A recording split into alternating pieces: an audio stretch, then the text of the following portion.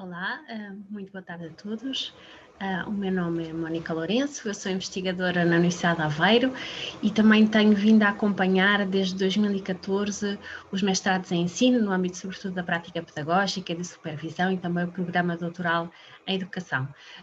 Praticamente desde essa altura tenho vindo também a realizar este seminário de revisão de literatura e enquadramento teórico. Comecei por realizar este seminário com os alunos do mestrado em educação pré-escolar e primeiro ciclo, utilizando como base do trabalho a minha tese de doutoramento que realizei em 2013 e teve como tema a sensibilização à diversidade linguística e o seu papel no desenvolvimento da consciência fonológica dos alunos, de crianças, à idade pré-escolar. Portanto, é com base também neste trabalho que eu vou partilhar convosco algumas experiências e algumas sugestões sobre como é que vocês podem fazer a revisão de literatura e redigir o enquadramento teórico. São apenas algumas ideias, eu não sou perita em revisão de literatura, portanto, eu não vou falar sobre, por exemplo, uma revisão sistemática da literatura enquanto metodologia de investigação, mas sim partilhar a minha experiência e espero que com alguns conselhos úteis que vos possam ajudar da melhor forma a levar a cabo esta tarefa de redação do enquadramento teórico do vosso trabalho, dissertação ou relatório de mestrado. Assim gostaria de começar por partilhar aquilo que vou fazer nesta apresentação, ou seja, ela está dividida em 4 momentos. Um primeiro momento de o que é uma investigação científica, vamos ver quais são as fases de uma investigação científica. Depois vou mostrar-vos como é que podemos definir os objetivos e questões de investigação, o que é a revisão de literatura, como é que procedemos numa revisão de literatura, o que é o enquadramento teórico, quem e como citamos. Espero que seja útil para vocês e que vá também ao encontro das vossas expectativas para esta sessão. Portanto, começando por o que é uma investigação científica. Eu gosto imenso desta citação de Quivy e Van Kampenhout, que nos falam de que uma investigação científica é, por definição, algo que se procura, é um caminhar para um melhor conhecimento e deve ser aceito como tal, com todas as hesitações, desvios e incertezas que isso implica. Eu acho que é importante vocês começarem o vosso trabalho de revisão da literatura e o vosso trabalho de redação do enquadramento teórico com a consciência de que o trabalho de investigação é um trabalho que tem hesitações, que tem encruzilhadas, que não é totalmente linear. Muitas das vezes definimos objetivos, pensamos que vamos utilizar um determinado meio de recolha de dados e é impossível, ou que vamos fazer um projeto de intervenção com uma turma, mas a situação atual não permite. Portanto, acho que temos que estar, sobretudo, e vocês têm que estar conscientes neste primeiro momento em que começam a trabalhar numa investigação, muitos de vocês é a primeira vez que fazem uma investigação científica, que é um trabalho que tem hesitações, que tem desvios, que tem incertezas e que isso é natural e que faz parte do processo de investigação e que não estão sozinhos, contam com os vossos orientadores, muitas das vezes com os vossos colegas de DIAD, porque muitos de vocês estão organizados em DIADs, para, como amigos críticos, vos sugerirem alternativas num percurso que de si só não é e nunca deve ser pensado como sendo linear. Portanto, isto aqui é apenas como introdução sobre a investigação científica, o que é uma investigação científica. Depois queria deixar-vos uma tarefa inicial, que é colocarem por ordem cronológica os seguintes passos de uma investigação científica, ou seja, o que é que realizamos primeiro, em segundo lugar, em terceiro lugar, até a última fase, que na vossa opinião será um passo de investigação científica. Para isso podem colocar o vídeo em pausa e colocar 1, 2, 3, 4, 5, 6, quais são destes passos para vocês, qual é o primeiro, qual é o segundo, qual é o terceiro. Por isso, podem colocar agora um bocadinho o vídeo em pausa e depois discutimos estas questões. Bem, eu espero que tenham realizado esta tarefa da melhor forma e queria partilhar convosco, portanto, eu já fiz esta apresentação muito recentemente com os vossos colegas do mestrado em Educação e Formação e realizei esta tarefa no Mentimeter. e isto foi aquilo que eles colocaram enquanto passos de uma investigação científica. Em primeiro lugar, a identificação da temática, questões e objetivos de investigação, depois a definição do desenho de investigação, instrumentos de recolha e análise de dados, e colocaram a revisão de literatura em terceiro lugar, depois destas definições de temática, desenho de investigação. Depois a recolha, a análise e finalmente a redação da dissertação. Portanto, os meus comentários foram neste sentido. Em primeiro lugar, parece-me acertado colocar a temática, a definição da temática, portanto, que tema é que nós vamos investigar, das questões e dos objetivos de investigação, ou seja, o que é que nós queremos investigar, em primeiro lugar. Não podemos começar uma investigação sem termos isso bem definido. Depois, definição do desenho de investigação, instrumentos de recolha e análise de dados. Neste ponto, eu disse, de facto, é possível fazerem isto em segundo lugar, portanto, tendo as questões definidas, pensarem, ok, eu gostava de fazer um projeto, nomeadamente um estudo de caso, ou um projeto de investigação, ação, e quero recolher estes dados para dar a resposta aos meus objetivos. Todavia, é possível também fazer a revisão de literatura como segunda tarefa, porque muitas das vezes, quando vocês estão a ler sobre determinada temática, o autor, ele próprio, fez um estudo, muitas das vezes um estudo empírico semelhante ao que vocês vão fazer, e já utilizou também um determinado desenho de investigação, determinados instrumentos de recolha e de análise que vos podem dar pistas para vocês definirem também os vossos. Assim, eu penso que é importante e interessante vocês começarem por identificar a temática, questões e objetivos de investigação e depois irem lendo já alguns textos sobre essa temática, de forma a ajudar-vos também na definição do desenho e dos instrumentos de recolha e de análise. Depois, parece-me acertado, colocam a recolha de dados, a análise de dados e, por fim, a redação da dissertação. O meu último comentário neste ponto foi dizer, de facto, que a redação da dissertação pode ser feita ao longo destes passos, ou seja, a partir do momento em que vocês têm a temática definida, consultaram, leram já algo sobre determinados autores, têm já os conceitos definidos e já os interpretaram, portanto já são conceitos que perpassaram pelo vosso espírito crítico, podem começar a redigir também alguns pontos da dissertação. Assim, também, a partir do momento em que fazem, por exemplo, um projeto de intervenção, podem já ir construindo um capítulo metodológico com a descrição do desenho de investigação, de instrumentos de recolha e de análise. Assim, a revisão da literatura pode ser, de facto, surgir como este segundo momento e a redação da dissertação pode ocorrer ao longo, ou seja, a partir do momento em que vocês fazem alguma revisão de literatura, podem já começar a escrever algumas secções do vosso enquadramento teórico ou então do capítulo metodológico depois de fazerem um projeto de intervenção, por exemplo. E chegam ao final e, claro, vão dar alguns, fazem a análise dos dados, escrevem sobre a análise dos dados e sua interpretação, e geralmente deixa-se a introdução e as conclusões para o momento final. Mas, de facto, penso que a redação da dissertação não deve ser feita unicamente no final de realizado todo este processo de investigação. Portanto, temos os passos de investigação indicados, passando então para a temática e as questões de investigação. Eu penso que esta citação de Booth, Collins e Williams é muito interessante, porque nos indica como é que passamos de uma temática, ou seja, da descoberta de uma temática, para a definição de uma questão de investigação. E então eles dizem, eu vou fazer uma tradução um bocadinho não literal, se nós temos, de facto, uma liberdade para investigar sobre qualquer tópico que nos interesse, essa liberdade pode, de facto, ser muito frustrante, porque há muitas escolhas, há pouco tempo. Há de haver algum momento em que nós, de facto, vamos ter que definir qual é que é o tema, a temática da nossa investigação.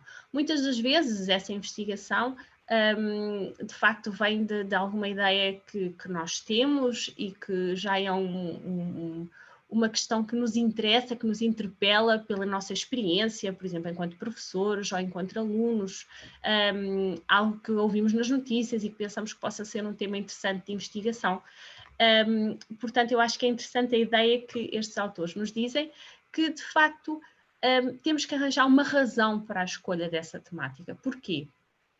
porque nós vamos dedicar semanas e meses a redigir um relatório, uma tese, uma dissertação.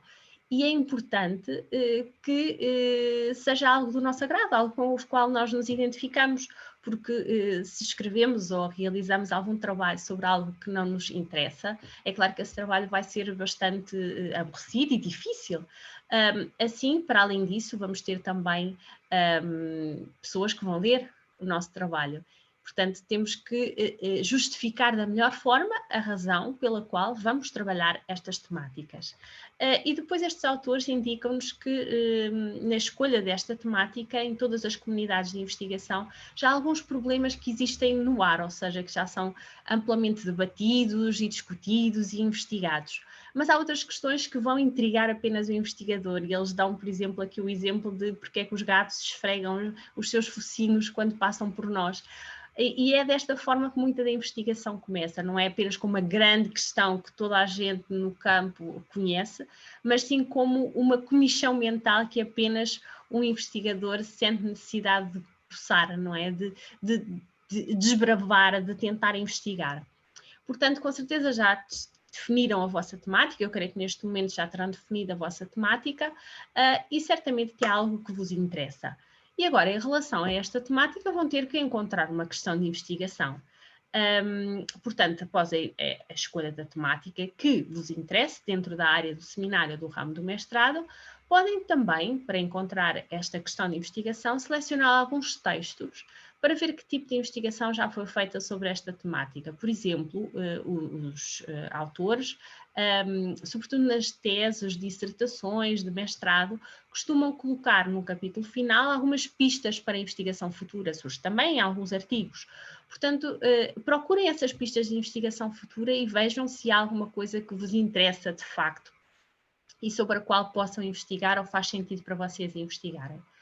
Depois de terem também definida a temática, podem colocar algumas questões, o quê, como, porquê, e avaliando a pertinência e a relevância de possíveis respostas.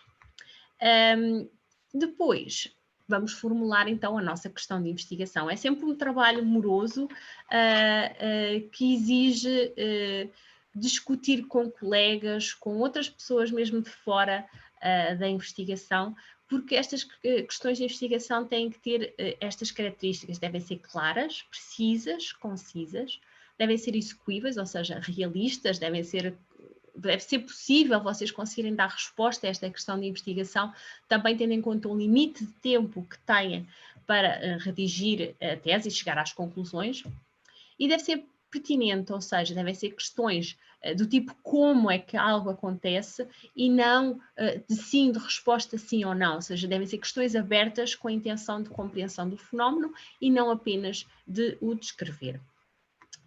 Portanto, eu vou partilhar convosco, como eu referi, eu faço sempre esta apresentação com base na minha tese de doutoramento e vou partilhar convosco a minha questão de investigação e queria que a avaliassem relativamente a esta clareza, à execuibilidade e à pertinência.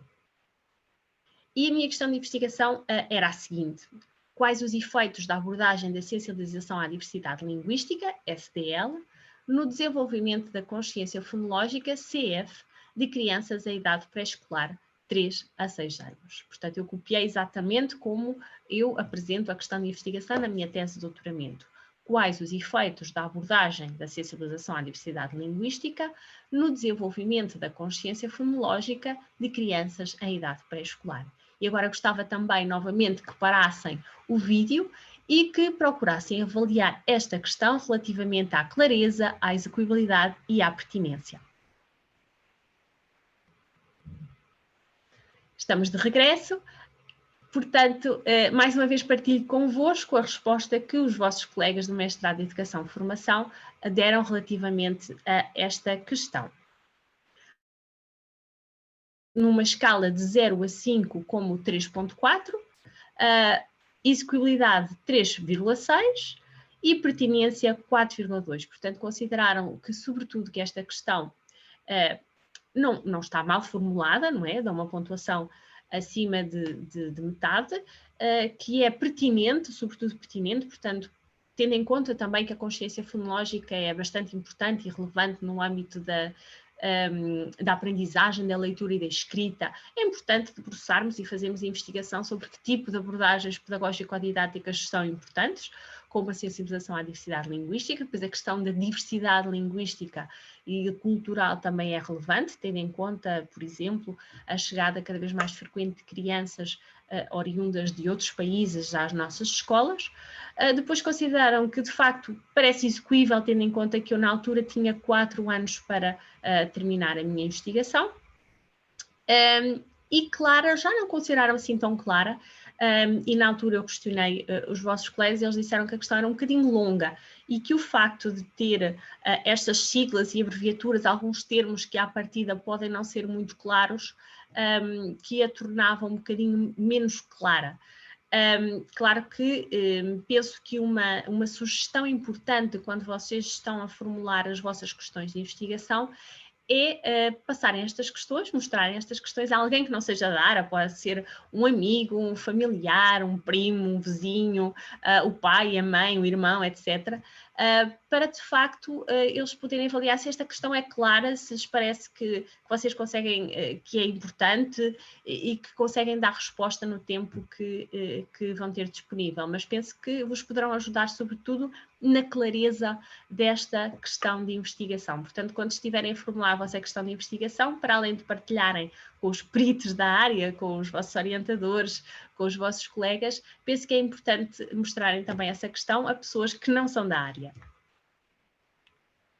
Portanto, temos a nossa questão de investigação definida e, geralmente, para além de uma questão de investigação, que geralmente é um bocadinho mais aberta, mais geral, definimos também objetivos de investigação que têm como função centrar a investigação numa área ou domínio concreto, organizar o projeto, dar-lhe direção e coerência, ou seja, vocês, ao verem os vossos objetivos de investigação, devem saber exatamente o que fazer em termos de textos que devem ler, de instrumentos de recolha e análise que podem utilizar.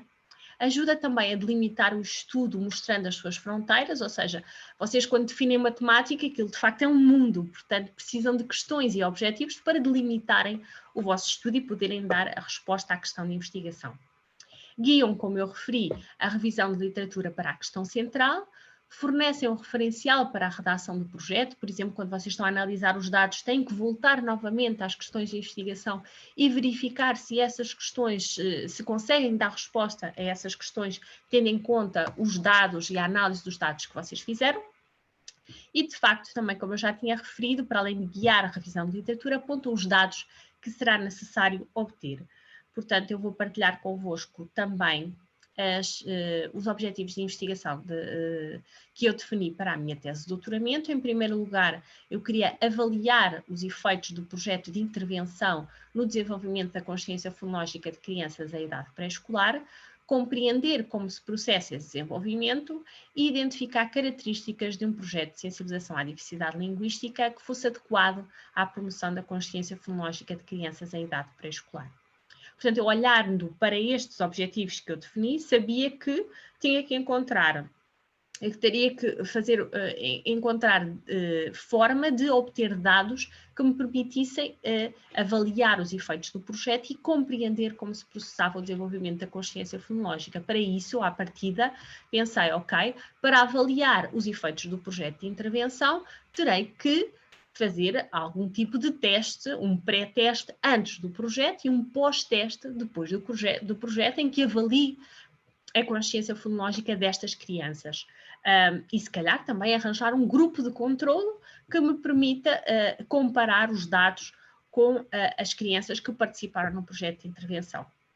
Depois, como eu não queria apenas avaliar, mas também compreender, teria que arranjar alguma forma de perceber o que é que se passava com estas crianças, ou seja, que processos é que elas utilizavam, o que é que elas diziam, o que é que elas referiam, como é que elas refletiam sobre as questões durante o projeto de intervenção que eu estava a realizar sobre sensibilização à diversidade linguística e, para isso, recorri à videogravação. Portanto, depois, olhando para estas questões, o que é que eu precisava também de obter em termos de textos, de literatura. Teria que encontrar literatura sobre o desenvolvimento da consciência fonológica de crianças em idade pré-escolar e também sobre o que é um projeto de sensibilização à diversidade linguística, o que é a sensibilização à diversidade linguística enquanto abordagem pedagógico-didática, e identificar algumas características que me permitissem verificar se os efeitos da sensibilização à diversidade linguística, portanto, outros estudos em que alguns autores se tivessem debruçado sobre este tipo de projetos e os seus efeitos a nível do desenvolvimento da consciência linguística, metalinguística, etc. Portanto, eu penso que se torna claro neste momento que a definição das questões, uma definição correta e apropriada de questões e de objetivos de investigação, é uma roldana que vai desencadear estes outros dois momentos, o momento de revisão de literatura e o momento de definição do vosso desenho metodológico. Portanto, penso que é importante vocês darem atenção a que estas questões e objetivos de investigação estejam bem definidos e claros para depois vos poder orientar na revisão de literatura e na seleção dos instrumentos de recolha e de análise de dados. Claro que há sempre alguns momentos ao longo do processo em que nós vamos aprimorando, afinando essas questões de investigação, portanto não considerem estranho se em reuniões com os vossos orientadores ou em discussão com os vossos colegas, se forem sugerindo algumas alterações à questão de investigação, em virtude também de alterações que possam ocorrer a nível contextual, por exemplo, e que vos impeçam de realizar um determinado tipo de análise de dados, por exemplo. Partindo então para a revisão de literatura. O que é a revisão de literatura? Eu penso que estas duas situações nos dão alguma ideia, e isto é claro que é a minha opinião pessoal, sobre o que é uma revisão de literatura. Em primeiro lugar, eu penso que é importante frisar que uma revisão de literatura deve ser um sumário e também uma avaliação crítica é uma palavra de facto fundamental, do conjunto de materiais que existem e que se relacionam com o conhecimento e a compreensão num determinado campo.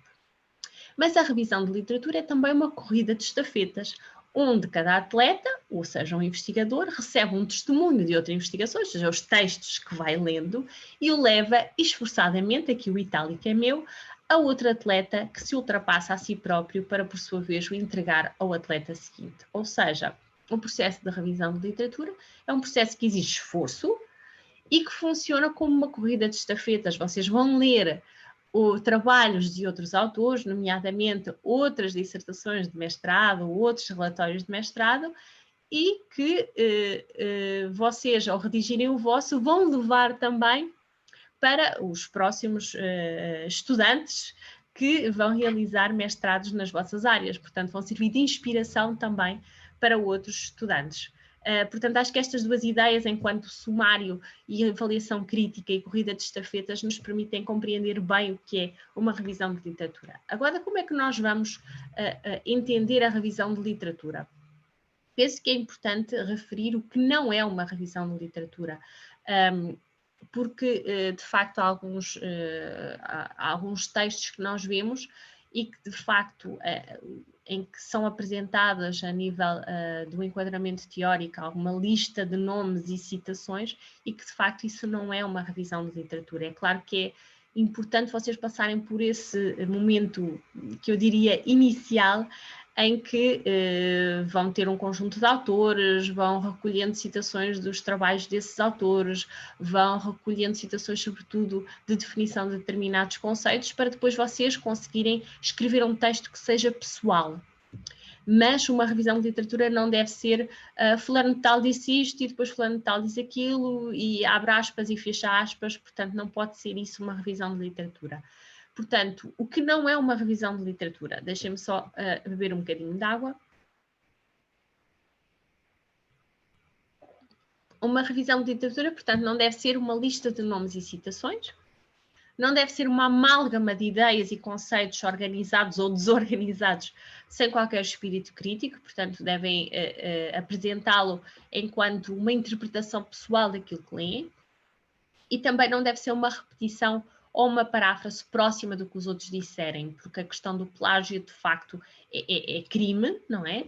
E devem evitá-lo a todo custo. Eu sei que muitas das vezes é muito difícil, se optarem sobretudo por paráfrases dos autores, mas quando sentirem que a forma mais interessante e mais clara de dizer as coisas é colocá-las como estão os autores, então colocam a citação, abrem aspas e colocam aquilo que o autor diz. Não devem abusar das citações, mas também não podem utilizar paráfrases que sejam próximas de um plágio. Deve ser um processo que deve ser uma interpretação daquilo que vocês leem e deve ser um texto o mais pessoal possível sobre aquilo que vocês leem, claro, suportando com as citações aqui e além de determinados autores. Como é que vamos proceder então a uma revisão de literatura? Penso que é muito importante seguirmos estes passos. Primeiro, recolher, depois tratar e, um terceiro momento, organizar. Porque passar da recolha para a redação acaba por não resultar. Eu vou explicar o que vou dizer já a seguir. Portanto, para termos uma revisão de literatura, devemos ter matéria-prima sobre a qual vamos trabalhar, portanto, vamos pesquisar, como eu referi, os documentos a analisar, vamos identificar nesses documentos aspectos significativos e contextuais, ou seja, vamos, como eu referi aqui atrás, tratar. Ao lermos, vamos ter que interpretar de forma pessoal, perpassada de espírito crítico e fazendo essa análise desses documentos e depois apresentá-los também de forma pessoalmente assumida para apresentar o resultado dessa interpretação. Assim, o que é que podemos recolher? Ou seja, em primeiro lugar, vamos recolher esses documentos. Não sei se vocês conseguem ver aqui em cima. Em primeiro lugar, recolher. Como é que vamos fazer? Recolhermos, podemos recolher recursos que sejam online ou offline, em bibliotecas, etc. E eu aconselhava-vos a fazerem isso com uma complexidade que seja gradual, ou seja, começando com artigos que são mais curtos, em que, como eu costumo dizer, a literatura já está mastigada e em que os autores têm um número limite de palavras para falarem sobre um determinado tema, e geralmente quando nós lemos um enquadramento teórico são ali umas 3, 4 páginas no máximo, às vezes 2 páginas, em que nos dá uma ideia muito mais clara dos autores que são de referência, de alguns conceitos que são fundamentais. Portanto, eu acho que importa começarem por artigos em que seja mais rápido vocês se apropriarem de um determinado tema e da investigação que existe sobre esse tema. Depois podem passar para alguns relatórios que são importantes, para livros, para teses, sobretudo de doutoramento, que são de uma análise, que exigem uma análise um bocadinho mais demorada. Podem ter 2 tipos de textos que sejam recentes, e aconselho a terem textos o mais recente possível, dos últimos 5 anos, ou textos de referência, portanto, podem ter textos que sejam mais antigos, mas que sejam de autores de referência. E devem procurar privilegiar sempre as fontes primárias. O que são fontes primárias? São os autores que referiram este assunto pela primeira vez.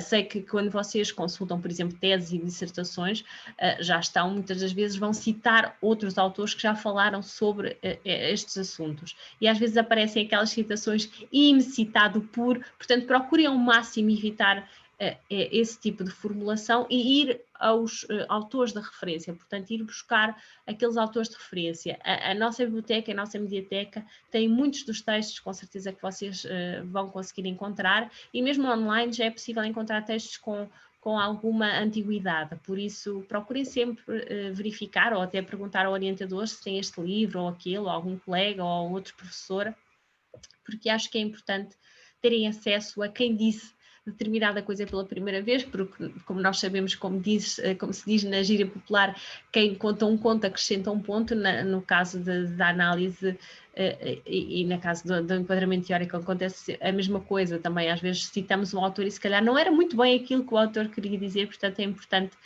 uma vez que isto é um processo de interpretação, claro, e subjetivo, é importante vocês procurarem ver o trabalho desse autor que vocês querem referir em particular e não procurarem textos que fazem uma análise ou uma interpretação muitas das vezes abusiva ou errónea daquilo que o autor quis dizer. Depois, como é que vamos proceder à revisão de literatura? Podemos fazer uma pesquisa com base em palavras-chave, e eu aconselhava-vos a utilizarem várias línguas, as línguas que vocês conhecem e dominam, porque conseguimos aceder a um maior número de textos e muitas das vezes com interpretações diferentes sobre um determinado texto, que vos ajuda também a poderem depois colocar o vosso cunho pessoal. Onde é que podemos encontrar a literatura que nós queremos? Tem o catálogo bibliográfico da Universidade de Aveiro, o repositório, o PROA, que é o conjunto das revistas de acesso aberto, o RECAP, o BEON, a Scopus, Web of Science, ERIC, o Google Scholar, por exemplo, e também motores de busca simples. Eu vou-vos mostrar alguns exemplos, mas sem querer, de facto, apropriar-me do que é um trabalho excelente que a biblioteca tem vindo a realizar no sentido de fazer seminários e webinars e workshops sobre a pesquisa de informação, sobre a utilização do Mendeley para organizar a informação. Portanto, indo a este endereço da Universidade de Aveiro, podem de facto, nesta secção de apoio à investigação e em pesquisar, encontrar o catálogo bibliográfico da UAU, onde podem pesquisar nas coleções que existem na Universidade de Aveiro, não só na biblioteca, mas também na mediateca do Departamento de Educação e Psicologia e de outras bibliotecas também de instituições ligadas à Universidade de Aveiro, e também indicam outros locais importantes onde vocês podem pesquisar, como eu estava a referir, de acordo com o tipo de texto. Portanto, isto é uma novidade agora desta nova, portanto, vocês devem ter reparado que o site da Universidade de Aveiro sofreu algumas alterações, e aqui, nomeadamente no site da biblioteca,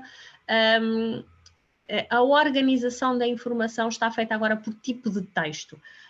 Eu vou aqui ver se vos consigo partilhar, vou interromper aqui o compartilhamento para partilhar convosco a página da Universidade de Aveiro, da biblioteca, para vocês poderem ver onde podem encontrar esta informação. Creio que indo aqui, deixem ver...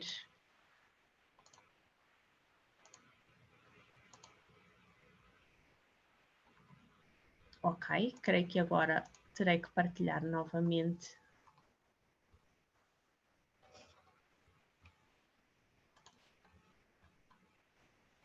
Não sei se já estarão a ver. Provavelmente não. Vou aqui então colocar... Exatamente, penso que aqui está. Ok. Creio que neste momento já estão a ver a página da Universidade de Aveiro, portanto o que eu fiz foi abrir aqui em apoio à investigação e em pesquisar. Como eu vos estava a referir, podem encontrar os locais de acesso à bibliografia por tipo de texto, o que vos ajuda, porque às vezes vocês querem ver, por exemplo, agora, saberem algo sobre a temática, mas de uma forma muito mais rápida e mais condensada, podem consultar os artigos científicos e ver aqui, por exemplo, na Scopus, na Web of Science, na BEON, arquivos de acesso aberto relacionados com questões de educação, como o ERIC ou o Google Scholar. Revistas e artigos científicos, e mesmo estando em casa, vocês têm acesso a estes textos. Agora creio que a ligação VPN foi descontinuada, agora tem um Checkpoint Connect. Vejam também na página do STIC, que vos vai ajudar a como ligar o vosso computador à universidade sem terem que estar dentro do campus, e terem acesso também a todo este tipo de textos e motores de busca. Revistas e artigos científicos onde podem ir, livros também, muitos deles com acesso aberto, que acho que é interessante vocês terem também, teses e dissertações no RIA, que é o Repositório Institucional da Universidade de Aveiro, tem acesso a teses e textos, no RECAP, que tem os repositórios de acesso aberto de todo de Portugal. Podem também ver aqui dicionários e enciclopédias, e também informação estatística, como no INE, da Pordata, da Eurostat. Portanto, o tipo de informação que vocês conseguem aceder por aqui é muito interessante e está muito bem organizado.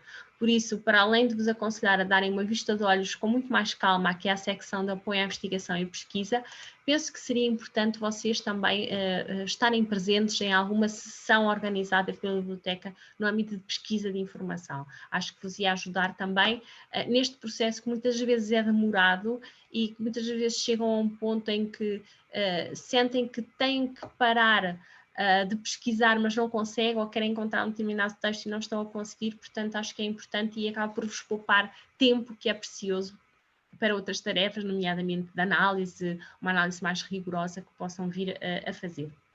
Portanto, eu vou então aqui interromper a partilha e partilhar de novo a apresentação PowerPoint.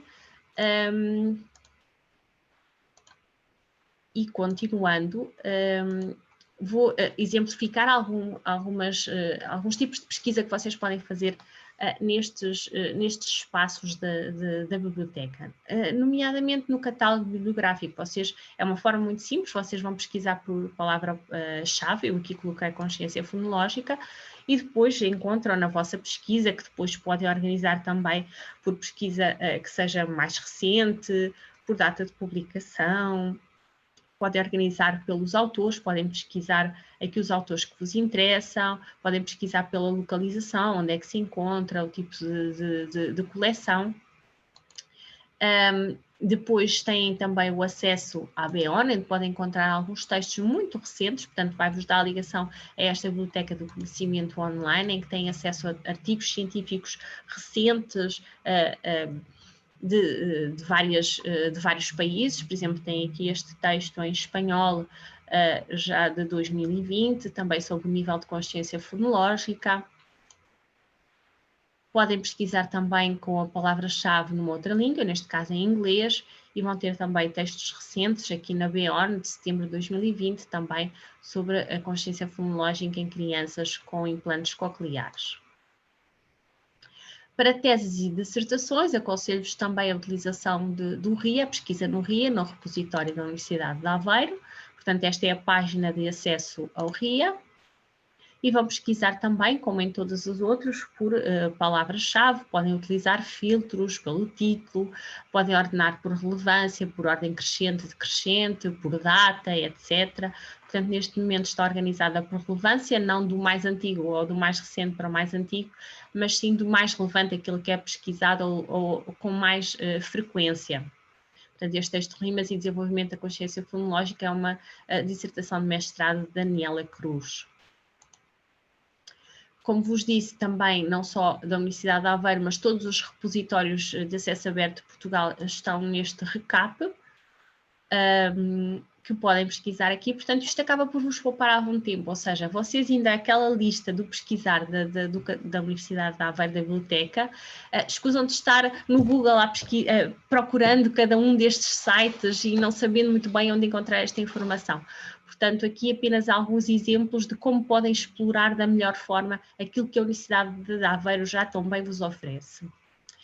Portanto, isto aqui é do recap, portanto, tem textos, alguns de brasileiro, alguns textos com origem no Brasil, outros textos com origem em Portugal, tem aqui os autores mais importantes, autores portugueses e autores brasileiros, e tem neste momento também alguma novidade, que é a plataforma de revistas de Open Access da Universidade de Aveiro, onde se inclui também a revista Indagácio-Didática do nosso centro de investigação.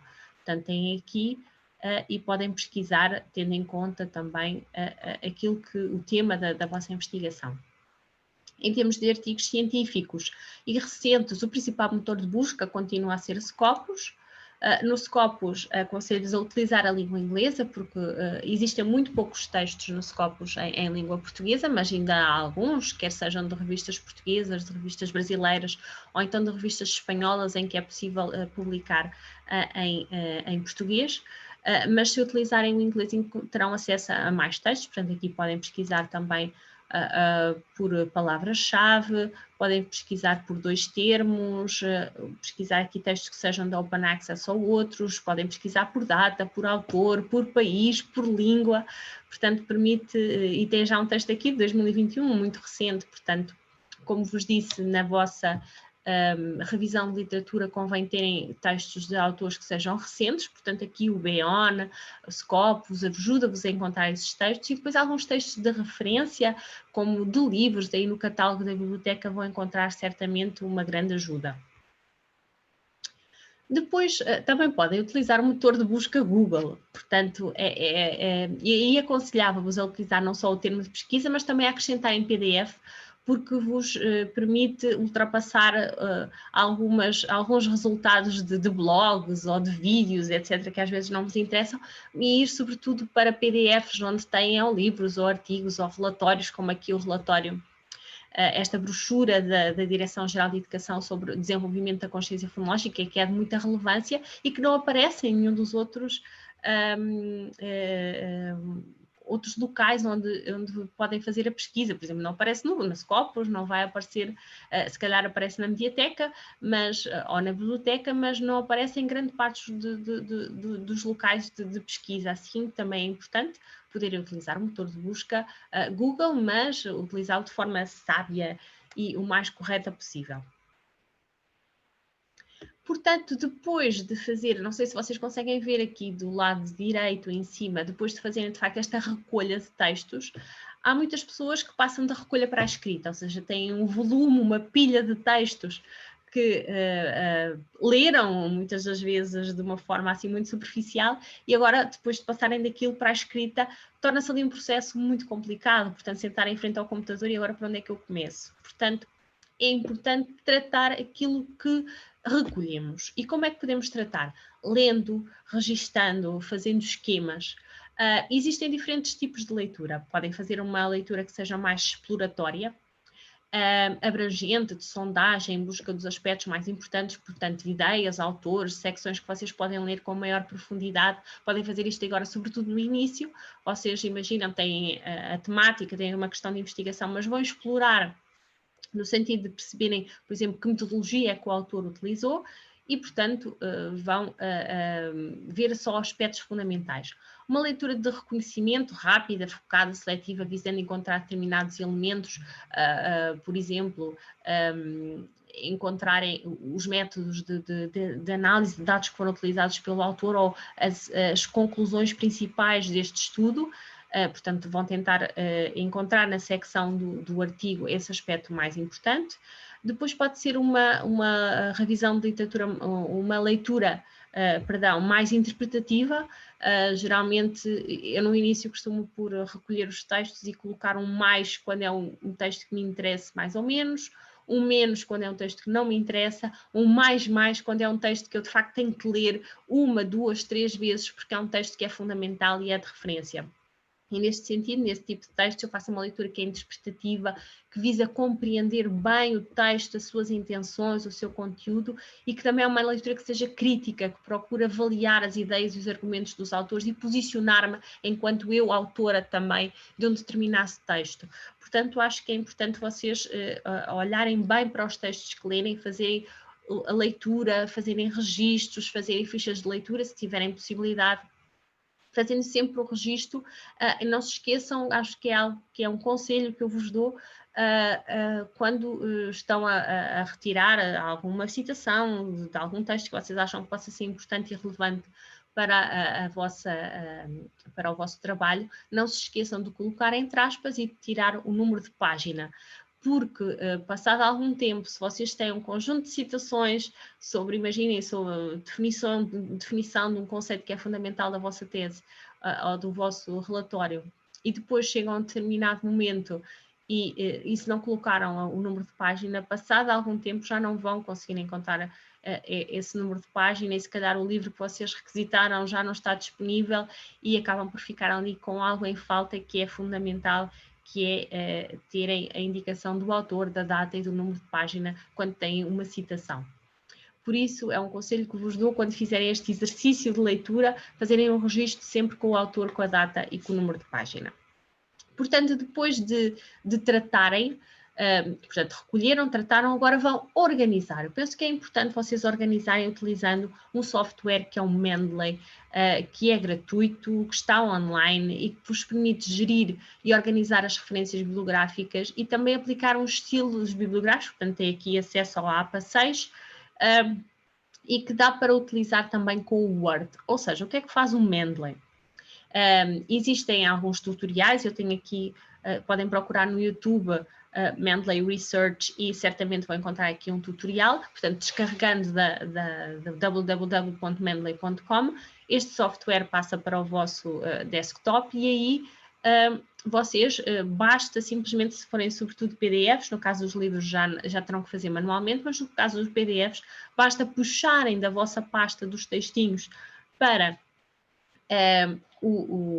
esta página do Mendeley, esta pasta, mega pasta do Mendeley, e ele vai colocar o autor, o título, a data, a referência toda direitinha, que vocês depois podem exportar para a construção das vossas referências bibliográficas. Podem ligá-lo também ao Word e, quando estiverem a citar um determinado autor, automaticamente vocês colocam o nome do autor, vão pesquisar no Mendeley e automaticamente ele vai colocar essa referência no final.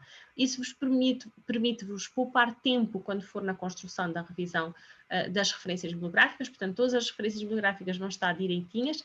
Muitas das vezes convém fazerem uma revisão no Mendeley, porque o Mendeley, claro, como todas as máquinas, tem as suas falhas e muitas das vezes tem um ou outro erro que vocês têm que corrigir, por exemplo, no título, pode não surgir bem como está no livro, a data pode não ser correta, portanto têm que fazer sempre uma revisão depois de todos os dados que foram colocados no Mendeley, depois de passarem para lá um texto. Mas ajuda-vos a duas coisas. Um primeiro aspecto é a organização. Porquê? Porque a partir do momento em que vocês vão passar as coisas para pastas e pastinhas e dentro destas pastas têm outras subpastas, às vezes torna-se difícil encontrar o texto que vocês querem. Aquele texto que vocês disseram, ok, este aqui vou ter que ler mais do que uma vez, 3, 4 vezes, porque é um texto fundamental. E às vezes já não sabem se têm um texto, se guardaram, se não guardaram, porque se já ficou naquela pasta que deram um nome, textos a ler, e depois textos importantes a ler, também estava lá esse texto, e já não conseguem encontrar o texto que querem. Portanto, aqui tem tudo de uma forma muito mais organizada, mais organizada, e também vos permite encontrar mais facilmente o texto que querem, portanto, se verificarem que isto está um bocadinho pequenino, mas se virem, tem os autores por ordem alfabética, aqui do lado esquerdo ao fundo, podem pesquisar o autor que querem, podem pesquisar também, aqui creio que não aparece, mas do canto superior direito aparece um espaço para vocês fazerem também pesquisa por palavras-chave, podem pesquisar consciência fonológica, aparecem os textos todos que vocês têm sobre consciência fonológica, sobre sensibilização à diversidade linguística, e depois permite-vos também um outro aspecto, que é fazerem as referências bibliográficas de forma correta, utilizando as normas e o estilo APA, que é aquele que são utilizados nos trabalhos académicos da Universidade de Aveiro, e fazerem tudo de uma forma mais rápida ao colocarem as referências também de forma automática. Portanto, aconselho-vos também a fazerem a formação que é disponibilizada pela Biblioteca da Universidade de Aveiro sobre Mendeley. Portanto, uma de pesquisa de literatura e outra de organização de literatura, que acho que são fundamentais. Portanto, para rever a literatura não basta apenas recolher textos, é preciso lê-los com atenção, analisá-los, organizá-los, para depois começarmos então a redigir o enquadramento teórico. Portanto, em suma, para que é que serve a revisão de literatura? Serve sobretudo para vocês familiarizarem com a área, com autores de referência. Muitas das vezes vocês começam matemática e acham que é uma matemática interessante, mas não conhecem os autores de referência. Ao fazerem a revisão de literatura, vão vendo, sobretudo autores que começam a ser citados muitas vezes, e que vocês dizem, ok, se este autor aparece tantas vezes, é porque é de facto alguém que é importante. Também proporciona conhecimento aprofundado e alargado sobre um determinado tema, e abre horizontes. Muitas das vezes encontram textos que podem não ter ser diretamente relacionados com o vosso tema de investigação, mas que vos ajuda a encontrar outras ideias interessantes até para a vossa prática, etc. Portanto, acho que é importante vocês lerem e ler, que de facto abre horizontes, seja de que forma for, textos académicos ou não. Ajuda a contextualizar o estudo e a fundamentar o enquadramento teórico. Portanto, se nós pensarmos na revisão de literatura como o processo, o enquadramento teórico será o produto, aquilo que vocês redigem depois de terem feito todo este processo de revisão de literatura. Ou seja, o que é que nós podemos incluir e que devemos incluir no enquadramento teórico? Ou seja, naquilo que vocês geralmente redigem em 1, 2 capítulos no início do vosso trabalho de tese ou de relatório. Devem ter um enquadramento do estudo, ou seja, como é que o vosso tema de investigação e a vossa questão de investigação e objetivos se enquadram no âmbito das preocupações educativas, sociais, políticas e investigativas atuais. Deve definir e problematizar conceitos-chave do vosso trabalho e deve também descrever e analisar, não se esqueçam desta parte importante, analisar de forma crítica estudos pertinentes, ou seja, recentes e de referência.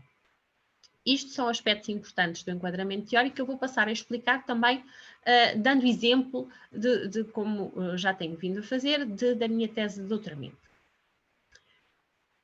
Eu vou-vos mostrar como é que eu fiz o enquadramento do meu estudo, portanto, com algumas citações desta parte da minha tese.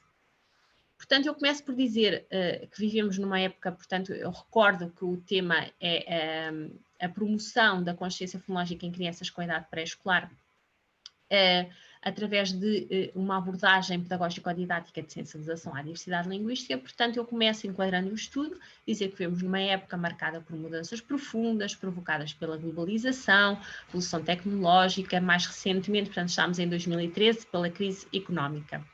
Esta crise, de facto, tem vindo a alastrar-se a vários domínios, político, social, cultural, gerando desemprego, pobreza e, de facto, ameaçando o horizonte que nos norteia, fundamentos que nos sustentam, a esperança que nos transcende. Envoltos num mar de interrogações e perplexidades, procuramos nas instituições, nas pessoas e nos valores alicerces e alternativas que tardam em aparecer. Portanto, aqui uma contextualização um bocadinho mais macro. Neste âmbito, agora passando para a escola, faz sentido interrogarmos sobre o papel da educação em tempos de crise. Quais deverão ser as suas características e prioridades? Poderemos, pela educação, introduzir alternativas ou apenas contemporizar a crise? Será urgente, neste contexto, educar para uma cidadania democrática, para a diversidade, para a liberdade, para a paz?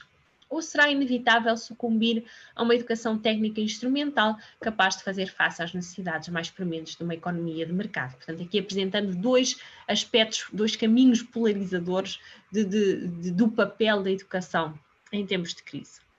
E depois posicionando o meu trabalho nestes dois polos.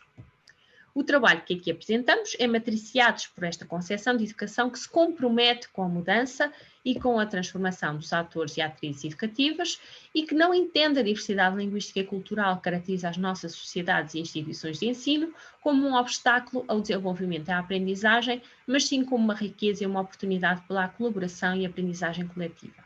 Neste sentido, e depois indico o objetivo do estudo, que é construir conhecimento sobre as possibilidades de uma educação para a diversidade na infância, tendo como foco uma abordagem plural de sensibilização à diversidade linguística. E depois indico também as minhas motivações, que são motivações investigativas e pessoais. A definição deste estudo resulta num conjunto de motivações de natureza investigativa e pessoal.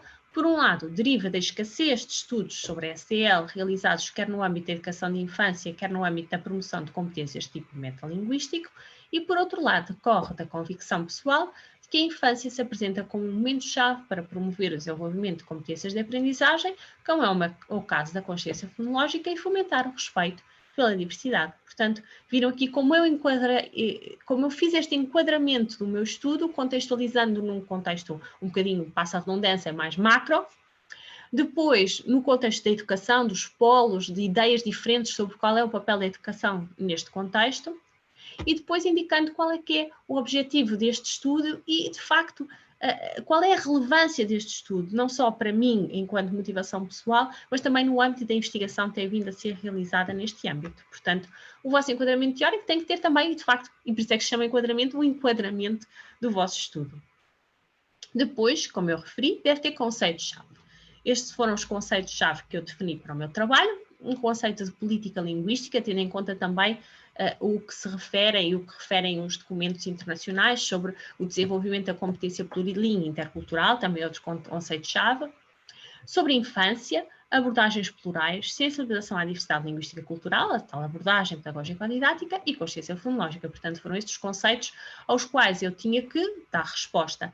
E então eu depois procurei organizar estes conceitos no índice do meu enquadramento teórico. Portanto, eu no meu enquadramento teórico da minha tese de doutoramento tinha 4 capítulos. Claro que nesta altura penso que era um grande disparate, não é necessário tanto capítulo, geralmente chegam 2 capítulos de enquadramento teórico nos vossos trabalhos também, penso que não passarão disso.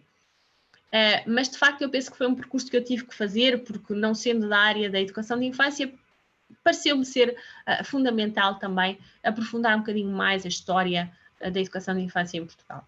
Portanto, eu organizei os conceitos que eu defini pelos vários capítulos. Portanto, neste capítulo, vocês podem pensar, tenho 2 capítulos, onde é que eu vou falar sobre este conceito? Onde é que eu vou, de facto, fazer este enquadramento sobre os estudos que foram feitos neste âmbito, o contexto, porque é que é relevante falar sobre estas questões, etc.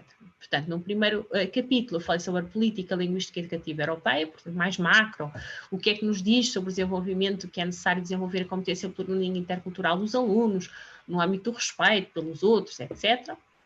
Depois, a educação de infância em Portugal, com o conceito de infância, como é que têm vindo a ser tratadas as questões da infância ao longo do tempo em Portugal. Depois, as abordagens plurais e a sensibilização à diversidade linguística, o que é isto, o que é que tem vindo a ser feito, que estudos foram realizados, em que âmbito, o que é que estes trabalhos nos dizem sobre os efeitos em crianças em idade pré-escolar. E depois sobre o conceito de consciência fonológica e do seu desenvolvimento. Portanto, pensem nos vossos conceitos e digam e procurem organizá-los no vosso índice e construírem esse índice. Depois, para cada capítulo do enquadramento teórico, eu fiz o seguinte: o primeiro aspecto é definir, ok, são estes os conceitos-chave, agora vou definir estes conceitos-chave. Para essa definição, eu vou fazer uma definição que seja pessoal, uma definição que tenha como base a literatura que eu consultei, mas que seja perpassada por espírito crítico, pela minha própria interpretação daquilo que eu considero ser importante neste conceito. Portanto, eu defini consciência fonológica como uma capacidade que se alia a um conjunto de conhecimentos e que permita ao sujeito reconhecer, distinguir, manipular de forma explícita estruturas sonoras básicas das línguas, tais como as sílabas e os fonemas. Consciência fonológica manifesta-se numa variedade de habilidades, tais como consciência silábica, intrasilábica e consciência fonémica. E depois, para cada capítulo, para além de ter a definição de todos os conceitos, eu colocava alguns pontos tópicos com as ideias centrais para cada capítulo, para não me perder. Porque, de facto, quando nós começamos, isso é a minha forma pessoal, há pessoas que não precisam desta forma, de se organizarem desta forma.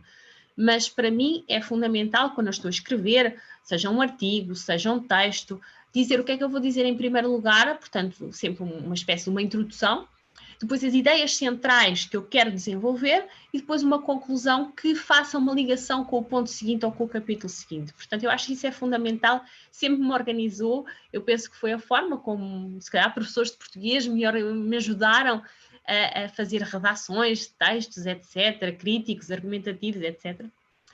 E sempre foi a forma com que melhor consegui passar aquilo que está aqui para o papel.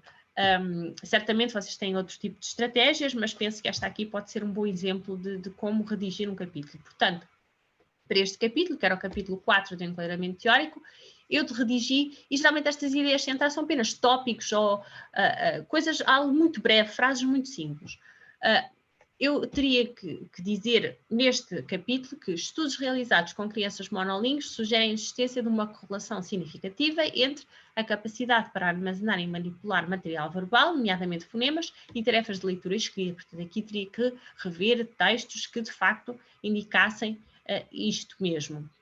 E que também existiam estudos realizados com crianças que eram bilíngues ou plurilingues e que indicavam que elas possuíam uma maior flexibilidade cognitiva e consciência metalinguística e que estas competências depois podem ser aplicadas na aprendizagem da leitura, da escrita e ser transferidas para outras línguas. Portanto, eu sabia que ia ter que encontrar autores e depois à frente colocava os autores sobre os quais que tinham estudos realizados neste âmbito e ajudava-me a organizar melhor o meu enquadramento teórico.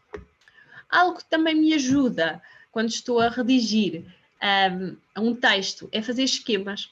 Alguns de vocês também funcionam bem de forma visual.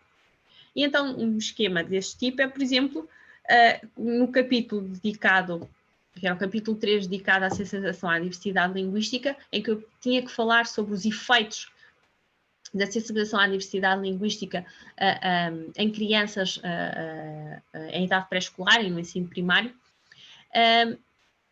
ajudava-me a organizar os autores e os aspectos fundamentais que eu tinha que referir. Portanto, há estudos que indicam que a sensibilização à diversidade linguística promove atitudes e representações mais positivas relativamente às línguas, portanto, eu depois colocava ali os autores que eu tinha que referir.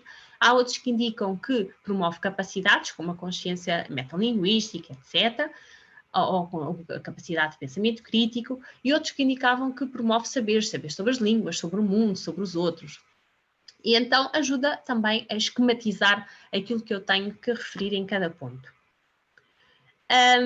Portanto, estas são formas de organizarem o vosso enquadramento teórico. Eu acho que é importante também terminar esta parte do enquadramento teórico dizendo-nos como é que devem citar, porque isso nem sempre é feito de forma correta. Eu penso que, de forma geral, existem 3 tipos de citações. Uma citação que é uma citação direta, que vocês colocam aspas, indica o autor, a data, o número de página. Uma citação que não é direta, mas que é feita uma paráfrase, um resumo de ideias principais de um autor ou de vários autores, em que geralmente se coloca confrontar autor X, data X, não coloca o número de página, porque é só necessário com as citações. E também citações de avaliação crítica, em que vocês se posicionam relativamente a um determinado autor ou que diz um determinado autor ou autores.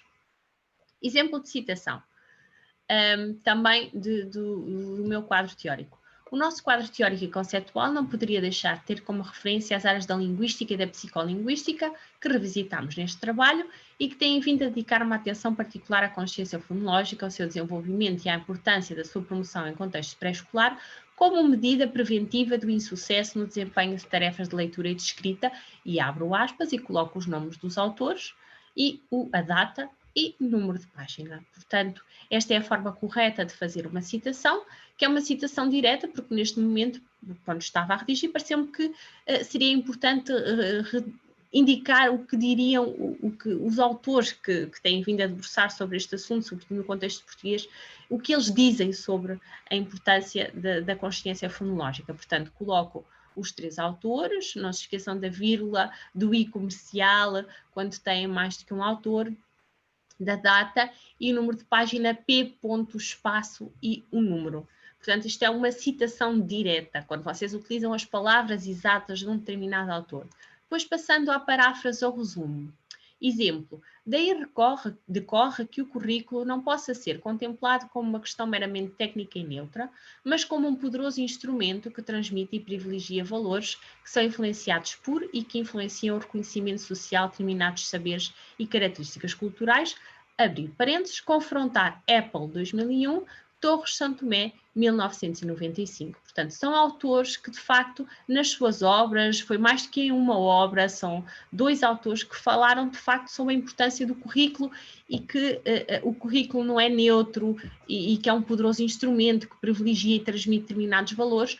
Portanto, eu aqui não ia colocar uma citação de todas as obras dos autores, mas pensava que, ok, fazendo aqui um resumo da ideia principal destes autores e invocando também os trabalhos que eles realizaram neste âmbito, mas não estou a fazer uma citação direta. Depois, um exemplo de uma avaliação crítica.